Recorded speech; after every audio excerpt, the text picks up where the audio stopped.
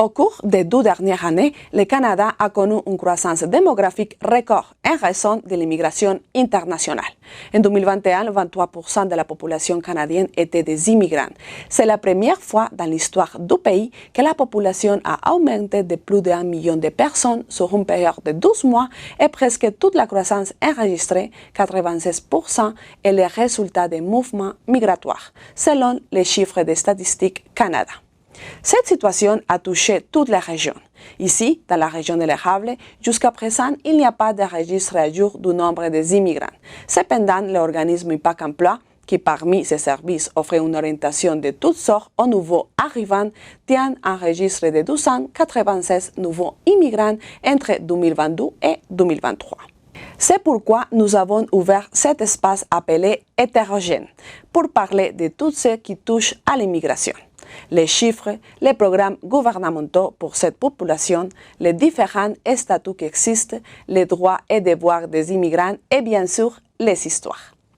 Aujourd'hui, nous allons parler avec Sonia Gagnon.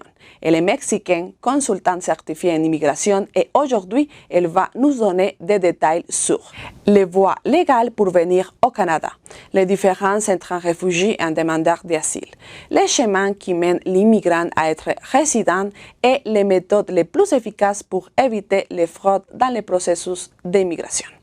Bienvenue. Sonia, buenos días. Hola, buenos días. Bienvenida Muchas a esta gracias. emisión. Sonia, ¿cuáles son esas formas legales de llegar a Canadá? ¿Cómo es que las personas pueden venir acá? Y en cada una de esas condiciones, bueno, ¿cuáles son los derechos que tienen las personas? ¿Qué es lo que deben hacer? Bueno, primero que nada, muchísimas gracias por la invitación. Estoy muy contenta de estar aquí. Y efectivamente, para venir a Canadá hay diferentes formas. Si hablamos de los programas de inmigración, hay más de 130 programas. Entonces, claro que no vamos a abarcar todo eso el día de hoy, pero si vemos a grandes rasgos, podemos diferenciar dos tipos de inmigración. El estatus que es temporal y el estatus que sería permanente. Por ahí ya comenzamos con una gran diferenciación. Entonces, dentro de los estatus temporales vamos a encontrar la primera, que es la visa de visitante. Entonces, ¿qué es la visa de visitante? Muy sencillo, una persona que quiere venir a visitar Canadá. Y esto es por un periodo de tiempo determinado. ¿Qué es lo más importante? Ahora, hay que saber que no todos los países necesitan una visa. Hay países, por ejemplo, México, que solo necesitan una autorización electrónica de viaje, que esa se hace, cuesta $7, se hace en línea y la recibes normalmente en 24 horas, ¿ok? Hay otros países, por ejemplo, Colombia, que necesita una visa. Entonces, eso hay que hacer un trámite, hay que llenar formularios, hay que presentar pruebas y depende del tiempo que tome tratarlo. Por ejemplo, en este momento para Colombia estamos más o menos en 5 meses y medio el tiempo que se tarda el gobierno en dar una respuesta. Entonces, si hablamos de la visa de visitante, ¿qué es lo más importante cuando queremos visitar Canadá? Bueno, hay que convencer a la gente de que nuestra intención es efectivamente venir y visitar. Entonces, hay que probar que tenemos lazos que nos hacen, que nos atan a nuestra tierra de origen, por supuesto. Hay que comprobar que se tienen fondos suficientes porque tú dime quién va a visitar un país de vacaciones durante un mes y tiene $5 en la cuenta, claro. ¿Verdad? No se puede. Entonces, hay que probar que se tienen fondos. Y te iba a preguntar precisamente en ese caso, es importante aclarar que cuando uno venimos de turistas, no hay ningún tipo de ayuda ni ninguna posibilidad de venir a trabajar a Canadá. No, exactamente. Cuando uno viene de turista, vienes a eso, vienes a visitar. Es una visa de visitante, vienes a visitar. Que se pueda cambiar de estatus, sí, pero claro que no es algo inmediato, hay que tener alguna otra propuesta, etcétera, etcétera. Pero cuando uno viene como visitante, vienes a eso a visitar. No se puede trabajar, se puede estudiar si es menos de 6 meses. Si uno quiere hacer un curso de menos de 6 meses, bueno, entonces con una visa de visitante podría hacerse, no hay ningún problema. Pero si ya es más de 6 meses o son estudios superiores, pasamos a otro estatus que vamos a hablar después. Entonces, ahora, este es el estatus de visitante y es muy importante también saber que el estatus de visitante también nos puede traer problemas, porque ¿qué pasa cuando uno viene de visita? ¿Tú crees que somos accesibles, por ejemplo, que podemos acceder al seguro médico del gobierno?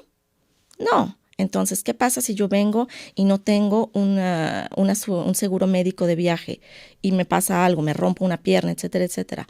Ahí vienen los problemas, porque entonces te va a salir en miles y miles de dólares ir a urgencias, o tienes una infección terrible de la garganta, no hay médico que te vaya a dar antibióticos porque no puedes no tienes acceso al servicio médico. Entonces, no te voy a contar si son ambulancias, o cosas más graves. He visto desgraciadamente casos de personas que vienen, tienen un accidente, quedan en estado vegetal y entonces son cientos de miles de dólares para poderlo repatriar o etcétera. Entonces siempre hay que tener mucho cuidado con cada estatus. Entonces, eso sería nuestro primer estatus, la visa de visitante, y es temporal. Después pasamos a los estatus también temporales, pero que son a lo mejor un poquito más largos si lo queremos ver de alguna manera. La primera sería la visa de estudios. Entonces, como te comentaba, uno puede venir a estudiar hasta 6 meses sin necesidad de tener un permiso de estudios.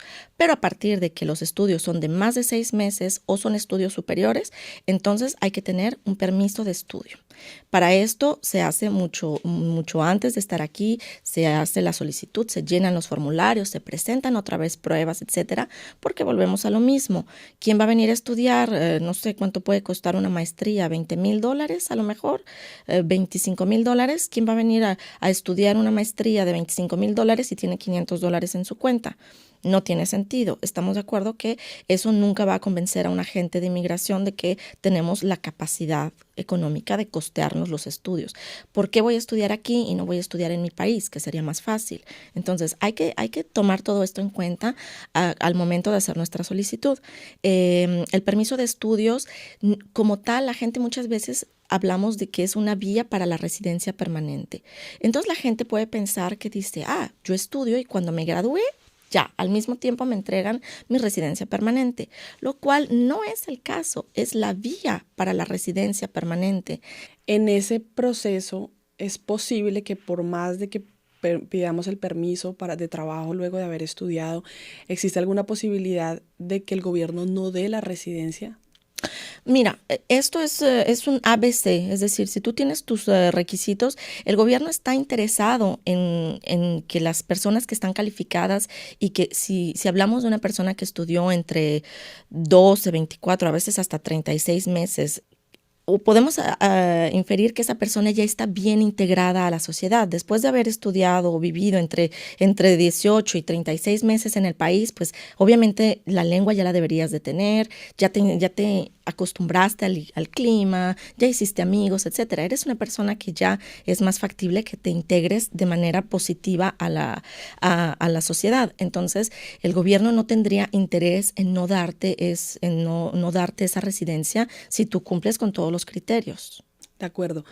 Y hay otra pregunta. En ese tiempo, desde que empiezas a estudiar hasta que obtienes, digamos, o empiezas el proceso de la residencia y obtienes la residencia, en ese tiempo ¿existe algún tipo de ayuda económica del gobierno o la persona se debe sostener en Canadá, digamos, con sus propios recursos? Bueno, eso es muy importante, tu pregunta es muy interesante porque ya la he tenido y no, en este caso tú vienes a estudiar y cuando uno hace una solicitud de permiso de estudio, prueba todos estos medios económicos que tiene, porque si no, al gobierno le saldrá muy caro pagarle estudios a todas las personas que quisieran venir de fuera. ¿Es cierto?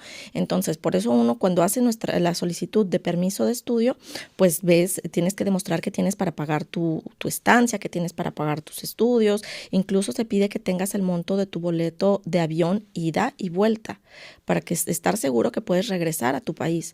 Entonces, en ese momento el gobierno sería costosísimo para las personas que vivimos aquí si termináramos pagando la manutención de miles y miles de estudiantes internacionales de cada año. Entonces, claro que no hay ninguna ayuda. Si la persona se ve en la necesidad, es decir, tiene que costear por sus propios medios, tiene que costear su manutención aquí. Y más si después de eso deciden que su familia los acompañe. Entonces, ya nada más es el estudiante, sino también es toda la familia, esposa, esposo e hijos. Entonces, tienen que resolver el problema por sus propios medios. Perfecto. O sea que ya hablamos de turismo, de visa de turismo, hablamos de estudios superiores, podemos hablar de los contratos de trabajo, ¿cierto? También. Exacto. Ahora, la última parte en la categoría de permisos temporales sería el permiso de trabajo. Entonces, efectivamente, el permiso de trabajo es otro estado temporal. Al igual que el estudiante, el visitante viene a estudiar, el visitante viene a visitar de un día a 6 meses máximo, que es normalmente lo que uno puede visitar.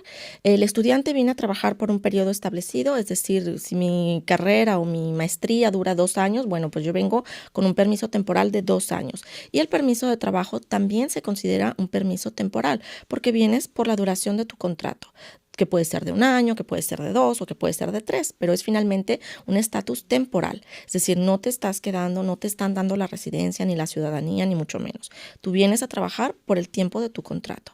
Entonces, en el contrato se establece justamente el periodo por el cual el trabajador va a estar aquí. Y en ese caso, ese permiso de trabajo, ¿hay alguna posibilidad que la persona se pueda quedar o que pueda pedir la residencia? En este caso, hay programas que nos permiten tener acceso a la residencia y pero volvemos como el permiso de estudio, son una vía para la residencia permanente, no son la residencia permanente en sí.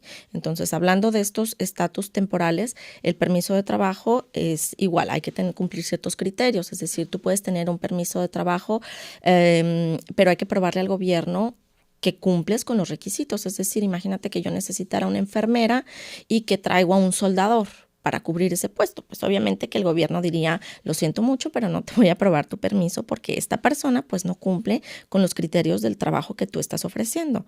Entonces, dentro de los permisos de trabajo, voy a comentar rápidamente que encontramos 2 tipos de permiso. Grandes rasgos, ¿ok? El permiso de trabajo abierto y el permiso de trabajo cerrado.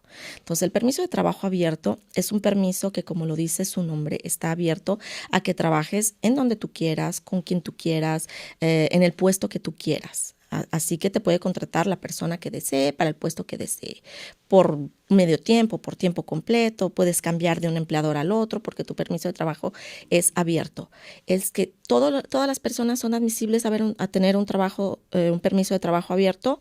No, hay ciertas excepciones. Entonces, las personas que pueden pedir un permiso de trabajo abierto son mayoritariamente las que vienen acompañando a un trabajador, por ejemplo, o a un estudiante, el cónyuge, esposo, esposa, pueden entonces pedir un permiso de trabajo abierto. Una persona que está siendo apadrinada, por ejemplo, que vamos a hablar del apadrinamiento un poquito después, entonces una persona que está siendo apadrinada por su cónyuge podría tener acceso a un permiso de trabajo abierto. Es que menganita o peranganito o alguien que llega a la frontera puede decir, oye, ¿sabes qué? Yo quiero un permiso de trabajo abierto. ¿Lo va a tener? No. Ese permiso está dirigido a ciertas personas o categorías en particular. El otro permiso, el permiso de trabajo cerrado, es el que conocemos la mayoría de las personas. Es un permiso que tú tienes un contrato con un empleador. Ese empleador a su vez tiene permiso para contratar extranjeros, porque no basta con decir, sí, yo te contrato. Ese empleador tiene que tener un permiso para contratar extranjeros. Entonces, una vez que el empleador tiene este permiso para contratar a extranjeros, se hace un contrato de trabajo, como mencionabas, y posteriormente se hace la solicitud para el permiso de trabajo a inmigración. Y cuando se concede, pues tienes una persona que está ligada a un empleador. Su permiso de trabajo está ligada al empleador que lo contrató, porque el empleador de alguna forma respalda que esta persona se va a poder mantener en Canadá. Es decir, tiene un trabajo seguro de 40 horas o de 30 horas, su salario, etcétera. Entonces, asumimos que va a estar en condiciones de mantenerse, porque a la larga el gobierno no podría hacerse cargo de todas las personas que vinieran y que no fueran capaces de mantenerse, por ejemplo, estudiantes, trabajadores, etcétera, etcétera. Entonces, esa es la diferencia. Para el permiso entonces de trabajo cerrado hay que cumplir con los requisitos del puesto de trabajo y el empleador tiene que tener permiso para contratar un trabajador extranjero. Sí, en ese caso la persona no puede ir de una empresa a otra. Digamos que la persona que viene debe quedarse en el empleo que le dieron en el contrato que se hizo desde su país. Efectivamente. Entonces, ¿hay maneras de cambiar de empleo? Sí hay maneras, se puede hacer, pero hay un proceso para hacer ese cambio. Entonces, una de las grandes problemáticas que veo en el campo en el que yo trabajo es que muchas personas actúan y luego preguntan. Entonces, cuando ya llegan conmigo, es como venir con un bombero. Ya estamos listos para apagar el incendio que ya se prendió. Entonces, hay que informarse antes. Sí es posible cambiar de empleador, pero hay que hacer un proceso y hay que cumplir con el cierto trámite, porque si no, pues te vas a quedar sin nada. Ni el nuevo empleador, ni el viejo empleador, y nada más como en un estatus ahí, nada más flotando. Bueno, si quieres podemos seguir hablando de las formas de venir que, digamos, no tienen un tiempo límite. Bueno, en este caso, entonces, exacto, ya cubrimos lo que serían las formas temporales de venir a Canadá. Podríamos ir con las permanentes. Entonces, dentro de las permanentes vamos a encontrar los caminos a la residencia permanente que existen gracias a ciertos programas. Es decir, hay programas, y eso lo vamos a resumir enormemente porque es enorme. Entonces, pero si hablamos de eso, tanto el gobierno federal, y hay que hacer mucho énfasis, yo aquí voy a hablar un poquito más de Quebec porque estamos en Quebec, pero de manera general, tanto el gobierno federal como el gobierno provincial de Quebec tienen plataformas para poder tener acceso a los programas de residencia permanente. Entonces, en el federal se llama Express Entry, en el programa provincial de Quebec se llama Arrima. Entonces, estas son las dos plataformas por las que uno tiene acceso a estos programas de residencia permanente. Pero, ¿cómo funcionan? Fácilmente, por describirlas de alguna manera, son bancos de candidatos. Entonces, tú lo que haces es depositar tu interés de venir a la provincia de Quebec y tú llenas un formulario, adjuntas documentos, etcétera, etcétera, y dices, ¿sabes qué? Yo estoy interesado en emigrar de manera permanente a Quebec. Y depositas esta interés, ¿no? Esta expresión de interés.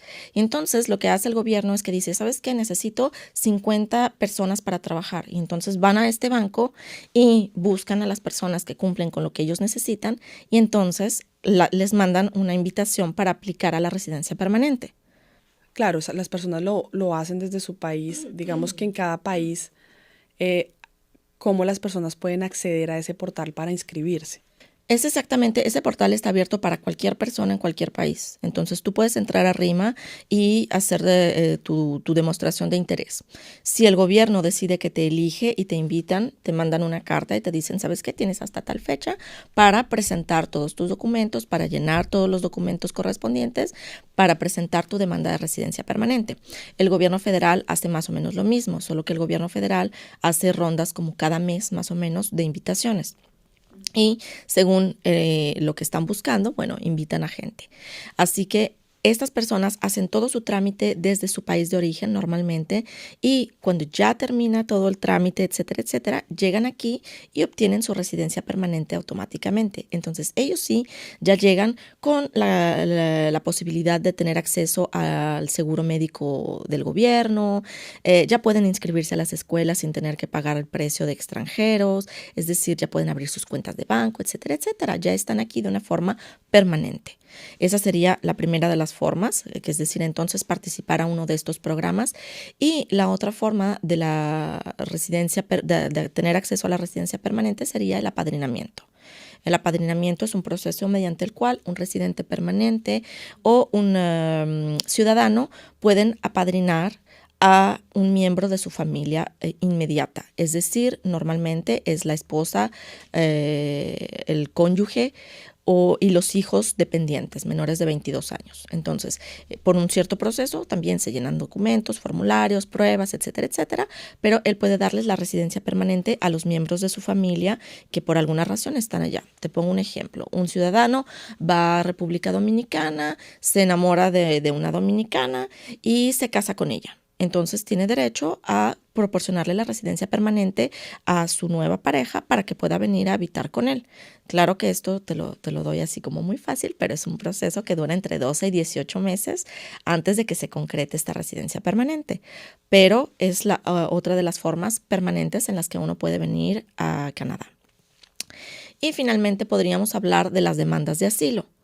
Entonces, las demandas de asilo es un proceso en el que una persona que entra o se encuentra en territorio canadiense y decide pedir asilo en Canadá. La persona que pide asilo en Canadá, digamos, qué condiciones tiene que tener para presentarse y luego para poder pues quedarse también como residente de Canadá. La primera cosa para poder pedir asilo es que uno tiene que estar en Canadá. Es decir, uno no puede pedir asilo desde su país de origen. Tienes que estar aquí, tienes que entrar o tienes que encontrarte ya sobre el territorio canadiense para poder pedir asilo. Después de eso, las demandas de asilo son un tema complejo y que se han puesto como muy de moda. A lo mejor hay mucha información que circula en las redes, etcétera, etcétera, y las personas creen que es fácil. Es decir, he tenido personas que vienen a verme a mi oficina y me dicen, no, fíjate que es que yo no me quiero regresar a mi país porque allá no hay trabajo, entonces estoy pensando pedir asilo. Y eso para nada es una cuestión de asilo. Es decir, para ser reconocido como una persona que necesita asilo, hay siempre que cumplir, ya sea que estás persecución de raza, de religión, afiliación política. Es decir, hay que tener un historial de por qué tú temes por tu vida en tu país. ¿Por qué si tú regresas o te regresan a tu país, tú temes por tu vida? Es una cuestión más verdaderamente de preservar la vida y no, por ejemplo, que en mi país no hay trabajo, es que yo ya soy muy viejo y en mi país nadie me contrata. Es otra persona que me tocó y me dijo, es que yo en mi país ya soy viejo. Y yo lo entiendo porque yo soy mexicana. Entonces, sí, yo entiendo que a los 40 años a lo mejor uno en México pues ya no encuentras trabajo de nada, pero eso no es una causal de asilo. Ok, sí, y es si la persona viene, presenta, digamos, las pruebas y el gobierno la acepta, en ese caso la persona podría quedarse. Efectivamente. La otra sería que dijeran, bueno, tengo la duda, podría ser que sí, podría ser que no, vamos a mandarte a un juez para que estudie con más detalle tu caso. Entonces vas a presentar todo, hay que llenar formularios otra vez, etcétera, etcétera. Como dices, hay que tener pruebas. Es muy importante para un caso de demanda de asilo tener muchas pruebas, dependiendo de qué sea, pero hay que tener pruebas. Y entonces te van a decir, ok, ¿sabes qué? Por el momento te acepto tu demanda de asilo. No te estoy reconociendo como persona refugiada, como persona protegida, no eres refugiado, estoy aceptando verificar tu demanda de asilo, ¿ok? Que es muy diferente. Entonces, pero en todo este proceso, en el tiempo que nos va a tomar que el gobierno revise todo eso, te voy a dar la oportunidad de que tengas un permiso de trabajo, de que los niños vayan a la escuela, etcétera, etcétera. Incluso van a tener acceso a la ayuda social, etcétera, para cubrir sus necesidades. Entonces, una vez que pasen con el juez y que presenten sus pruebas, que presenten sus deposiciones, etcétera, etcétera, expliquen su caso, entonces el gobierno va a decidir si efectivamente esta persona tenía motivos para ser persona protegida y entonces la van a reconocer como tal, como persona protegida, y entonces puede pedir su residencia permanente, o bien le va a ser denegada y le van a pedir que salga del país. Vamos a pasar también a un tema que no podemos decir si ha venido aumentando o no, pero que sabemos que ha estado siempre con este tema de la inmigración y son los engaños. Entonces, ¿cuáles son las situaciones más comunes de engaño y cuáles son esos consejos que tú le darías a las personas para que no caigan y no pierdan su dinero? Yo creo que las personas deberían de buscar consejos en lugares fiables, es decir, un consultante, un abogado, organismos gubernamentales. Ok, no tienes para pagar un consultante, no tienes para pagar un abogado, etcétera, etcétera. Tienes internet, utilízalo para entrar a los sitios del gobierno. Toda la información la encontramos en los sitios del gobierno. Buscar en fuentes fidedignas la información. Y si a veces el consejo que me están dando no me acomoda, no es por desanimarme o no es porque no quiera que yo me quede, es porque a veces no se puede. Entonces hay que cambiar de estrategia. Hablábamos precisamente que hay una situación en la que es muy recurrente ahorita el tema de los engaños y es cuando las personas en esta modalidad de poder venir con un contrato de trabajo les están cobrando dinero para poder hacer eso desde acá y la persona estando en su país. ¿Qué tanto eso es cierto que ellos deben pagar, no deben pagar, cuándo deben pagar? Y precisamente ellos lo deben hacer cuando están en su país o cuando ya están acá en Canadá. Efectivamente, no te pueden cobrar por un permiso de trabajo, no te pueden cobrar por un contrato de trabajo, de la misma manera que en tu país, en el mío, en el que sea. ¿Quién te cobra por un permiso, por un contrato de trabajo? Nadie, es lo mismo, exactamente, no te tendrían por qué cobrar por un contrato de trabajo. Hay empresas que pueden hacer el reclutamiento, etcétera, etcétera, pero normalmente son las empresas las que pagan a la empresa de reclutamiento por esos servicios. Entonces, lo primero que yo le aconsejo a la gente es leer todo lo que firman para comenzar. Ahora, se han vuelto tan expertos, la verdad, los estafadores, que te dan papeles membretados del gobierno, etcétera, etcétera. Pero yo siempre les digo como, cuando es demasiado bueno para ser verdad, desconfía.